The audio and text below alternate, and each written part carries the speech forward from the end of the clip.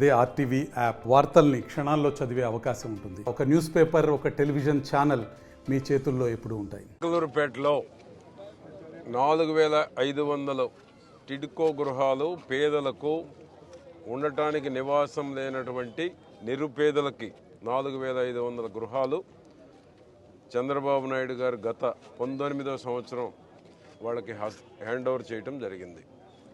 ఆనాటి నుంచి ఈనాటి వరకు కూడా గత పాలకుల యొక్క దౌర్జన్యం కావచ్చు, అవినీతి కావచ్చు, అరాచకాల వలన కావచ్చు 4500 ఇళ్ళు ఏ ఒక్కరిని గృహప్రవేశం చేయకుండా అద్దెల్లో ఉండేవాళ్ళు అద్దె కట్టుకుంటున్నారు. బ్యాంకులు వడ్డీలు తెచ్చినటువంటి వాళ్ళు వడ్డీలు కట్టుకుంటా ఉన్నారు.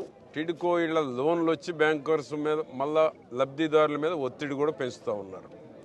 గత పాలకుల స్వార్థం కోసం 4500 ఇళ్ళు గృహప్రవేశాలు జరగకుండా అడ్డుకున్నారు.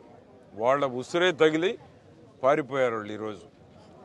కాబట్టి ఈరోజు ముందు జంగిల్ క్లియరెన్స్ చేయాలి, ఇక్కడ ఒక పోలీస్ పోస్ట్ పెట్టాలి, మెడికల్ అండ్ హెల్త్ కోసం ఒక హాస్పిటలు, ఒక స్కూలు, ఒక సచివాలయం, ఎక్కడెక్కడైతే విభిన్న వార్డుల్లో ఉన్నారో వార్డుల్లో ఉన్న అందరినీ ఆ కార్డులన్నీ ఈ యొక్క టిడ్కో గృహాల సముదాయానికి మొత్తం మార్పిడి చేయవలసినటువంటి అవసరం ఉంది.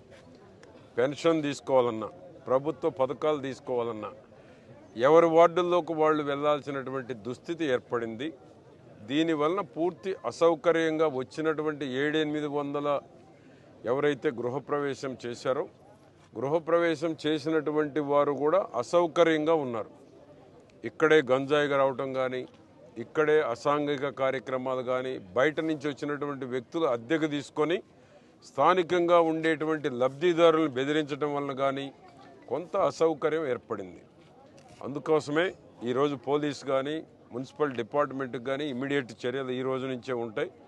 గంజాయి అనేటువంటిది అసాంఘిక కార్యకలాపాలు అనేటువంటి ఈ టిడ్కో గృహ సముదాయంలో ఉండటానికి వీలు లేదు. అదేవిధంగా జంగిల్ క్లియరెన్స్ ఈ రోజు నుంచే ప్రారంభిస్తున్నాం. పాములు ఏదైనా ఉంటే ఇమ్మీడియట్ పాములు పట్టేటువంటి వాళ్ళని కూడా అందుబాటులో ఉంచి ఇక్కడ ఉండేటువంటి వాళ్ళకి అభద్రత లేకుండా చేయబోతున్నాం.